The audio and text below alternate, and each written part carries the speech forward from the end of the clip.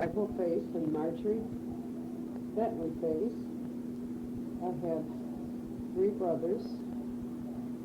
Their names: Donald, Philo, Russell Eugene, Neil Oscar, Helen May, and Francis Bell. My oldest brother, Donald, is deceased. He died about 4 years ago of a heart condition. I had four grandparents, but I only knew one grandmother. When he was very small, she came to live with us. In fact, she was living with us. Oh, my grandmother's name was Flora Bell, past Space. My memory of her, I'm sorry to say, is as happy as I wish it could have been. God help her, she had to come live with 6 kids from the age of 7 to 14. Must have been awful hard on her. Anyway, I guess I should have went back. When I was about 8 years old, my mother did leave us. I'd been here, I'd have left 3 kids sooner. But anyway, and we didn't see her after that, only just periodically. But I always wrote to her when I got old enough and kept in contact with her. I remember, things I remember my childhood that are happy memories is the Faith reunion that was held every year in August. Usually it was held at, a lot of times it was Charlotte, Michigan. It was held at Pine Lake over north of Marshall, in Potterville Park in Lansing. And that's something I remember I always enjoyed. My 2 brothers and 1 sister always sang at the reunions. I remember my dad gave us voice lessons one summer from a woman. Her name was Helen Purcell from Marshall. The other things I remember of my childhood is at Christmas time. My dad was on the school board, and we were a family that didn't have a lot of money. But I don't ever remember going hungry. So anyway, we always got the tree from the schoolhouse. So consequently, we never got it until around the 21st or 22nd of December. But I remember we decorated it, and I remember when I would go to bed at night, we didn't have electricity in our home, so there was no electric lights. And I remember having such a soft glow. I felt so warm inside, and I'd go to, because the tree was put up in our living room, and that's where my bed was with my sister Frances. We didn't have only one bedroom down, and the boys and my father slept upstairs, so the only place left for us was the day bed and living room. So the Christmas tree was at the foot of the bed. And I always, before I go to sleep at night, I'd look at that Christmas tree and it'd make me so happy and warm. We used to pop popcorn and string it. We used to make a chain out of construction paper, red construction paper. And that's what we decorated the tree with. I can't remember what else we've done. I don't remember if we had a star, probably didn't. And then we used to decorate the living room. The big red bell and red roping. And that was a happy time. And I said when Michael, I got to tell you, I was born in Eckford Township, July 8th, 1927. Sorry about that. Okay. Oh, my sister and I babysat. In fact, we babysat when we ought to have been having someone babysit with us. We babysat for a long time for Albert and Cecil Bidwell, who lived west and north of us, probably 3 miles. They had 3 children, Russell and John and Shirley. And we used to go over there and babysat from around after dinner sometime until after supper and bedtime. And Cecil, the mother of the children, used to love to hear my sister France and I used to play the piano. We chord together. And every time she come to get us, she'd always want us to play for her. First took her, went home, and we'd babysit. And I remember I remember me, when I'd go through the door, the husband always fooled around with us. Something my dad never did, fool with us. But I said I'd come through the door and he'd get washed up and go away and throw a wet wash rag at me. Hit me upside the head. I'd throw it back at him. But I remember when we were babysitting with them, their barn burnt down. And I remember they built a great, it was a big barn. Great big barn. And I remember the mother Cecil was always afraid. After that, in fact, she made the kids sleep downstairs for the longest time. And I said in the wintertime, we used to have to stoke the coal furnace at night. Albert would show us how to do it. We put so much wood on, then we piled it up with coal. Sometimes they didn't get home till after midnight. And that was experience. We also babysat with children by the name of, I can't remember their name now.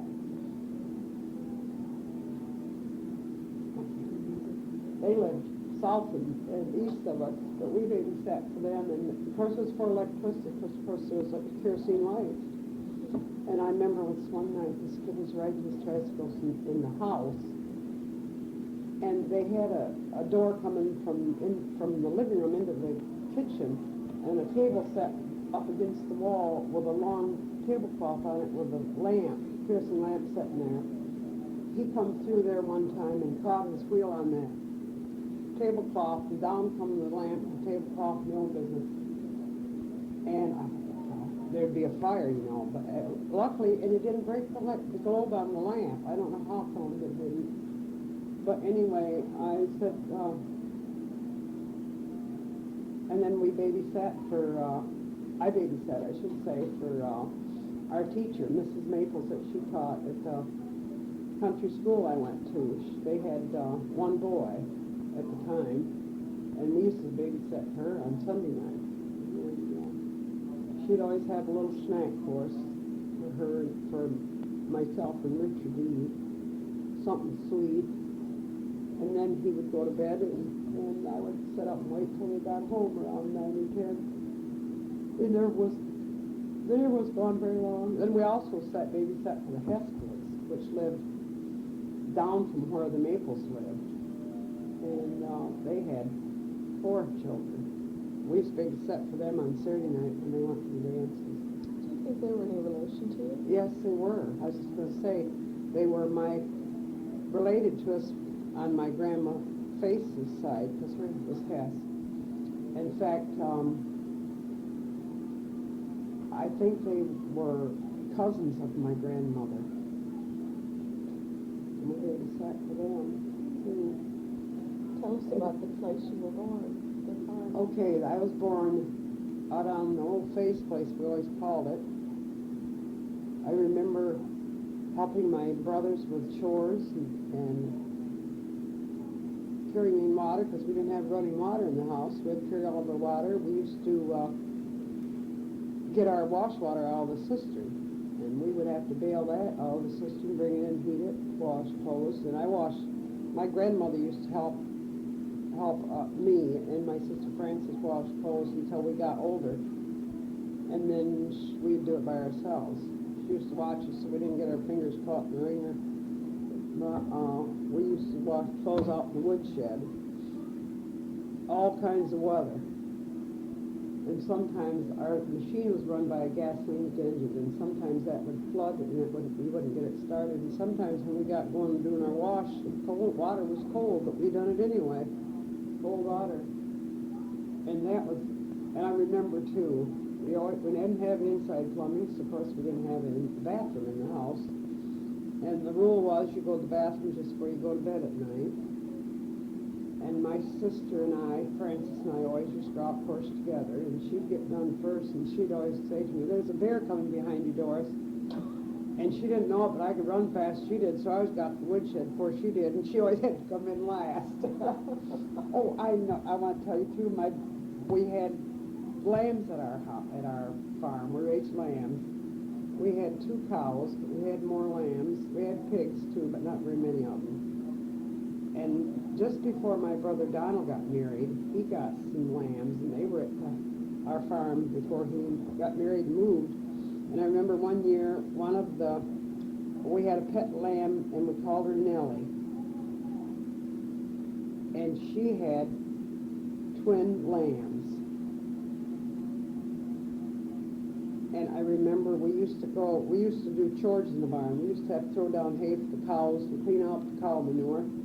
And I said, then we'd play with the lambs. We'd go out and beyond where the cows were kept, and we'd play with the lambs out there. We'd lay down on our back and bring them up on our tummies and play with them. And I remember one was black-faced.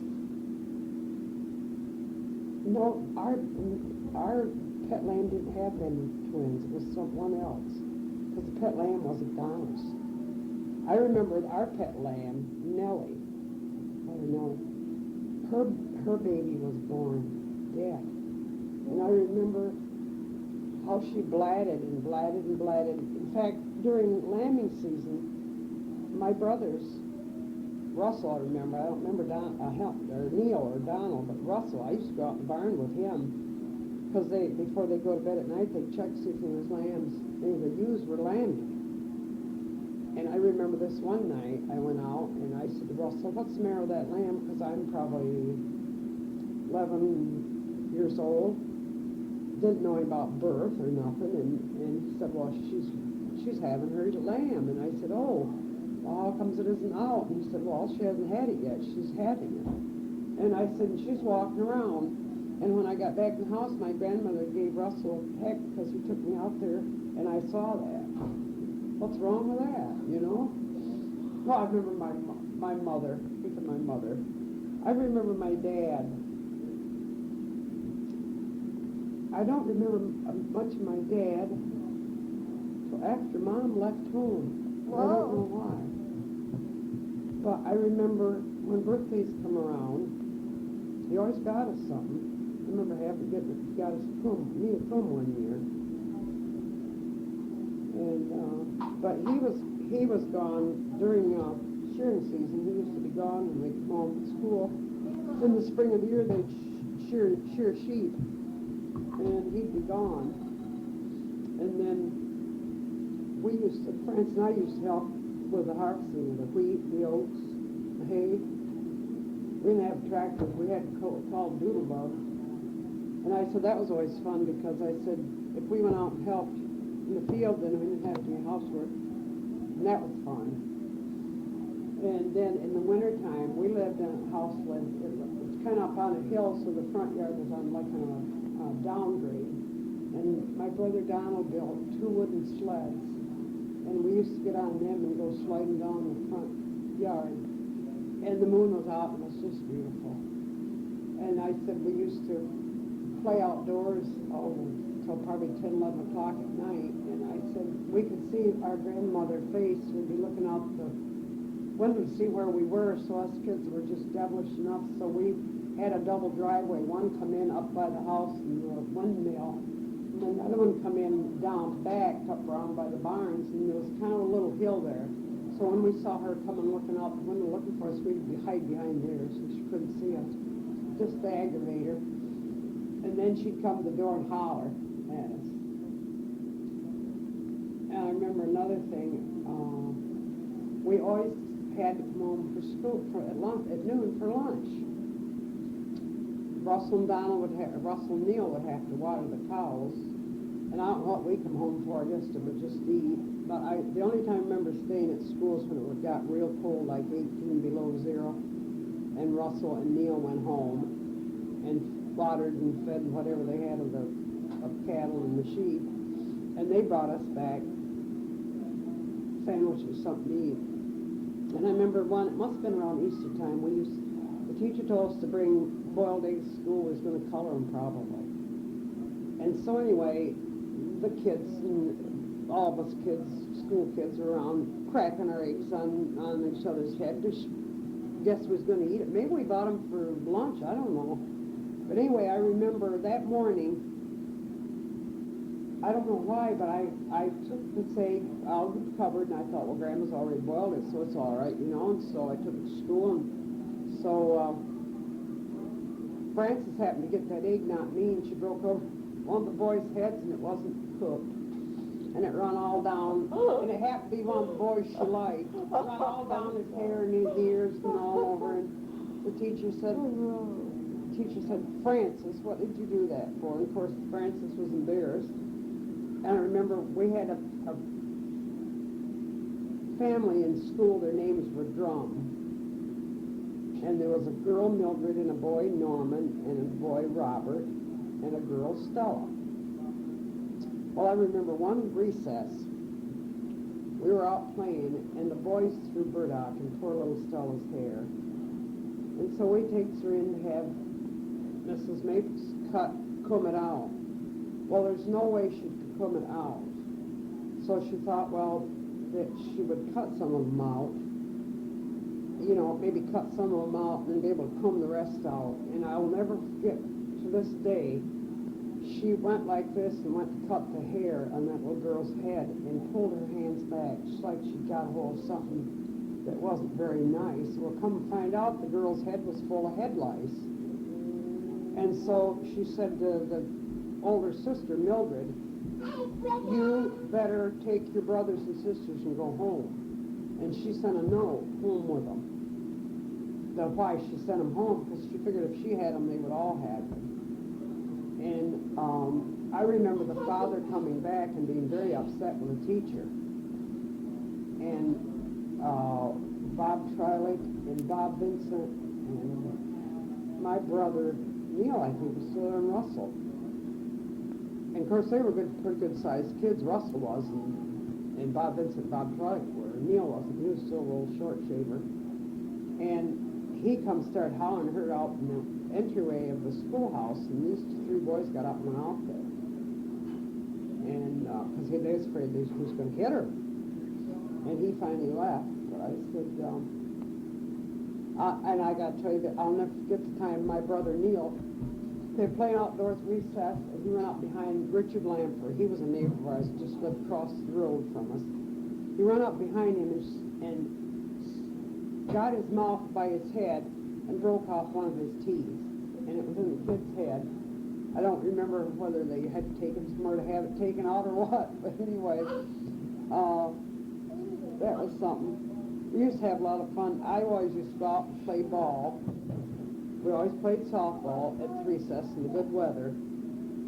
And when it was cold, we always went out and we played through snowballs. But my sister Frances never liked to come out in the cold weather. She'd always stay in and play piano. But I'd go out and play. And with the other girls and the other boys. You know, stop. What's that? Oh, do you want to ask me something? Go ahead. Okay, I'll tell you something about my mother. I remember my mother when she was home living with us. I remember in this nice weather, she used to take us for a walk, my sister Frances and my brother Neil and my brother Russell, and we used to walk down the road down west of where we lived, and we'd come back and sit up on the bank on the grass until it was time to go in, and she'd take us in and scrub us up and put us to bed. And I remember another thing of my brother, when we used to come home from school, he always wanted to beat me home, and I could run real fast. And I said I'd always beat him home, and we'd come up against the door and about knock the door in. And I took one to my grandmother, didn't knock us flat. She ought to, but she didn't. Sometimes she'd be there swinging, but with a cat of nine tails and all the time. My mother, I remember my mother used to get done with supper and the dishes. And I remember her walking out and this is after my grandmother come to live with us. I remember my mother walking out in the outdoors in the good weather. She'd be walking out in the yard and looking at the garden. And I often wondered, why are you doing that, Mother? And now I know she just wanted to be out where it was peaceful and quiet outdoors. To get away from probably Grandma, because I said she could be a trial, I'll tell you, to live with. I said I remember seems like after my mother left, she got meaner. I don't know why, but Anyway, my mother, the day my mother left was hotter than Dickens. But anyway, we didn't, like I stated before, we didn't see her that often, but every once in a while we would, we were in a program down to Homer in the community hall. I think it was something to do with, last part of, January. It had to do with, infantile paralysis, some kind of a program. And I remember us singing at it, and then there was another time we was down there in the daytime. And we let my mother come, and someone brought her over and we saw her. And then I remember we went over to Battle Creek and sang on the radio station there in Battle Creek, and we let my mother know, and she listened to us. And the songs we sang was the one I was telling you that we took voice lessons from this one teacher, and she taught us these songs, and that's what we sang there at the radio station. I can't remember if the whole school went, if it's just us. I don't remember. I can't remember anymore being there. And I said, I didn't see my mother until I got old enough when I was dating, and I took my boyfriend then over, and we drove over to Concha where she was living, and I wanted him to meet her, and we went over there and met her. And she was living over there at Concha with Paul Wagner at the time. And on my aunts and uncles, I had my mother's side. She had a twin sister, Marion, and a sister, Stella, Marion Stella Owens. And I just barely remember my uncle Forrest. I was real small, evidently. Maybe I might have been maybe 4, maybe 5. But I remember him coming there. But then I didn't see him again after that. And on my mom's side, well, I should say, we always used to go to Aunt Stella's. Aunt Stella Owens and Uncle Curry Owens. More than we went to Aunt Marion's and Uncle Leo Wilt. And they used to have horses, and we used to ride them over to Uncle Curry and Aunt Stella Owens. They lived out on a farm. We used to ride the horses over there. And I loved that, going over there. But we didn't go to Aunt Mary and Uncle Leo's very much. And on my dad's side, he had a Uncle Frank Face, an Uncle Fred Face, and Aunt Bessie Stanham, and an Uncle Glenn Face. Now Uncle Frank lived in Homer and Aunt Eva. And Uncle Fred and Aunt Bee lived out west of Homer when I first remember them. And Uncle Floyd and Aunt Bessie Stanham lived out the country, out of Homer. In fact, we used to go to Uncle Floyd and Aunt Bessie's. We used to go there more than I did the other aunt and uncles. I don't remember ever going to Uncle Glenn and Aunt Fern's. They lived in Shalott. I don't remember going there at all, really. But we went to Aunt Bessie and Uncle Floyd's a lot. We used to go there. Well, and at Christmas time, my dad and his brothers and sister used to take turns and having Christmas, I think. Although I remember either we had Thanksgiving and some of them had Christmas, because I remember them coming to our house at Thanksgiving. In fact, I remember them coming, and the men went hunting in the morning. They'd come there before daylight, and they'd get around and get out in the woods or wherever they was going. I don't remember if they hunted around us. I know there was woods there down west of us. They might have hunted there, and they might have went somewhere else. And I remember they was always there on Thanksgiving Day. Of course, hunting season always opened the 15th of November. And probably at that time it might have ended. I don't remember. 30th. But anyway, that was my uncles on my dad's side. I don't remember my Uncle Curry coming. I don't know. Okay. And, we used to take turns having Grandma Face's birthday. We'd have it one year, and then my uncles and aunt would have the other years. I remember one year my grandmother got stung by a honeybee. We had bees in our attic, and she got outdoors, I don't know how, or he got in the house and stung her upside the nose day before her birthday.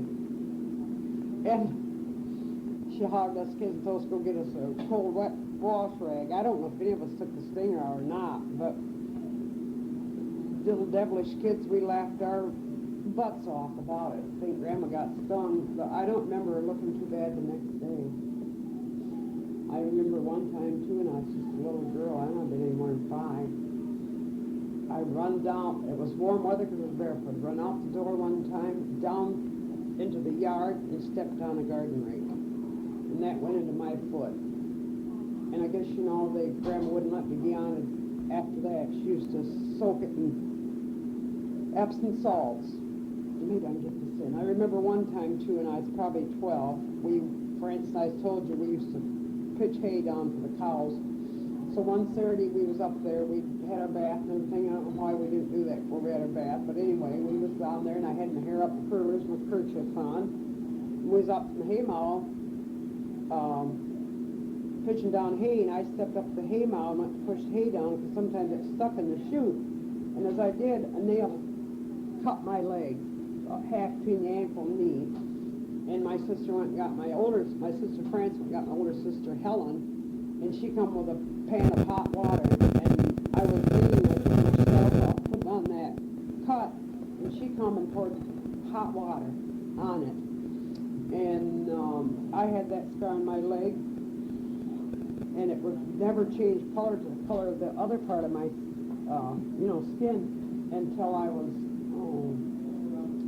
almost time when I got married when I was 18. And I remember my grandmother putting peroxide on it, and then she put brown sugar on it, and she used to bandage it for me every day, but I said it got so sore I used to bandage it myself, but she put peroxide in it, and that's the only reason I probably didn't get lockjaw.